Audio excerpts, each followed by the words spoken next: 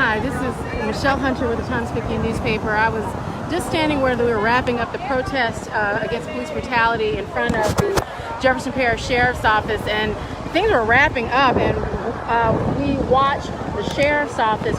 We first heard some commotion about one protester who was taken into custody as he or she was walking away, and then we saw Sheriff's Office deputies show up in a van and arrest. Dr. White, do you mind? I'm Michelle with the Times-Picayune. We're just talking a little bit about what just happened. Can you describe what you saw a couple of minutes ago? People were wrapping up the protest, heading to their cars. We were being told that protesters were being arrested as they were leaving the area. As some protesters went, so walking in the direction of their vehicles, a van of police officers pulled up on the meeting and just jumped out and started running behind different protesters, slamming them against cars, throwing them down in the street, arresting them. Nobody out here was armed, so there was no need for the force that was used. Guns were drawn on people. I was in the middle of an interview, and the reporter had to run for safety because police were running behind protesters and trying to forcefully arrest people. I've had a quick moment to speak with the Sheriff's Office. I know that one woman who was 20, a college student, was arrested on top of the bridge. Yes. Apparently because of a scuffle that occurred on top of the bridge. What I've been told is that people who was just arrested were allegedly part of that fight on top of the bridge. On top of the bridge, do you know what it is that they're saying happened? I went on the bridge after the fact, so the people were already on the bridge. When I noticed that there was some contention on the bridge, I asked the officer if it was okay for me to go up.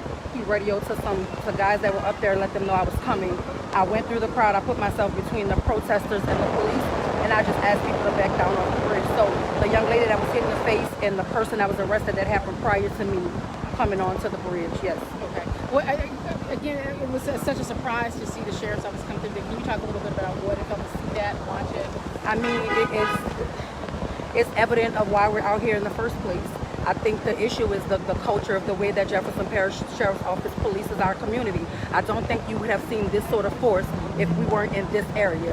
And that speaks to why we're out here. Black men are systematically dying at the hands of Jefferson Parish, and we just want to answer. The protest was peaceful. Today is Keegan Robinson's birthday. We did not come out here to have friction with the police department. As a matter of fact, several of them commended us and told us that they were out here to make sure that we were safe. So how do you go from a peaceful protest to a violent arrest? Several violent arrests. I'm not certain what took place between then and now, but we as protesters, as activists, as community people did nothing to warrant the force that you just saw. Let me get your name. You're Dr. Ashanta Wyatt? Ashanta Wyatt. Go ahead, I'm sorry. No, that's fine. And again, this is Michelle Hunter with the Times-Picayune. Again, what happened, we were sort of at the tail end of the Sheriff's Office protest, and forgive me, it's been pretty hot out here. It was 2 hours of speaking to family members of 5 men who died in deputy-involved incidents. Their names are Keegan Robinson, Leo Brooks, Chris Joseph, Davari Robertson, and most recently Modesto Reyes. Their families were here, families and friends. They spoke and they wanted justice for their family members. They wanted the Sheriff's Office to use body cameras. It was a mostly peaceful protest. I believe probably around 1:45 the group started to walk down the lower West Bank Expressway. They were walking eastbound on the lower West Bank Expressway. They kind of made the block, and at one point the group made their way onto the elevated expressway, I believe because as they were walking they saw deputies up on top and they wanted to have a conversation. They wanted to speak to deputies. That was one of the things you haven't seen here with these protests. The Sheriff's Office is locked closed, locked tight. There really wasn't any opportunity for interaction between the protesters and the Sheriff's Office. So once they saw people up on the overpass, they made their way onto that on-ramp.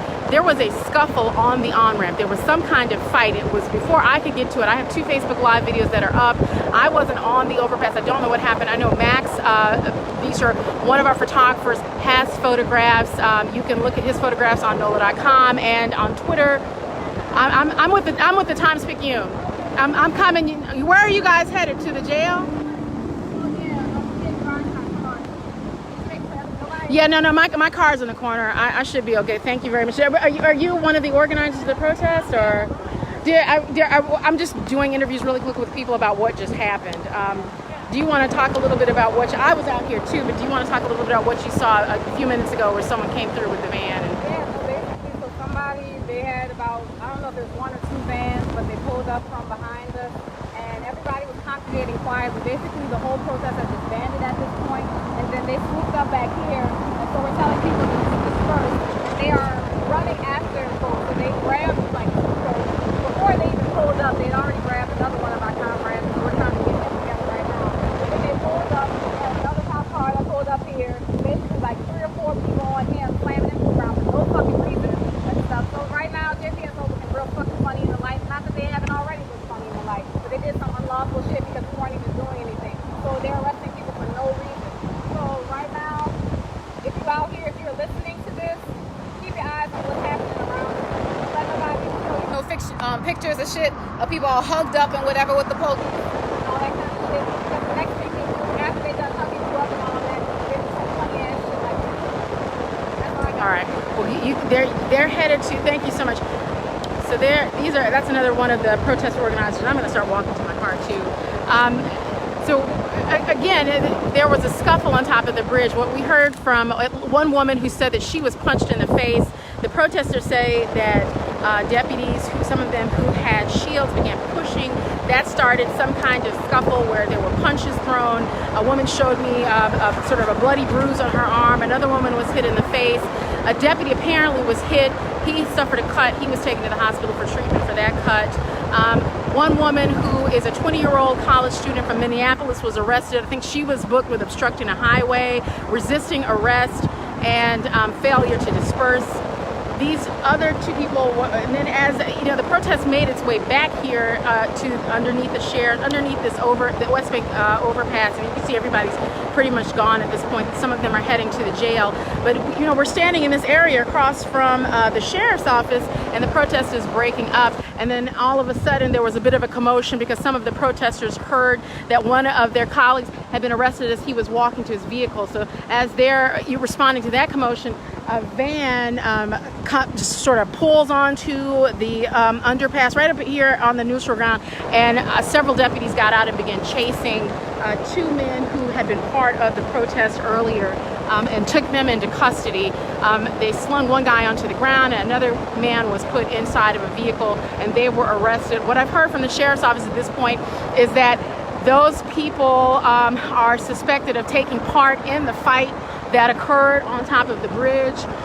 Again, the sheriff's office is saying that water bottles were thrown at deputies. I know that there were punches thrown. There's video, and I've seen pictures. So there was a scuffle between protesters and deputies on top of that on-ramp before people ended up backing off. And the protests continued over here. Again, it was a surprising arrest for people. Just kind of, I believe, the way it occurred. They kind of swooped in and chased these guys, ran them down, and put them, threw them onto the ground and up against a van, put them in a van, and took off with them. My understanding is that they're protesters who were arrested. They could possibly face the same charges as the young woman from Minneapolis who was arrested. She's a college student, so she lives here locally, but she's originally from Minneapolis, according to the sheriff's office. Again, that woman was booked with resisting arrest, obstruction of a highway, and failure to disperse. We don't know what these men who were just taken into custody will be booked with. So that sounds like at least there's a total of 4 people who are taken into custody. This sheriff's office person is taken off. I'm not sure if there are more people who are going to be arrested.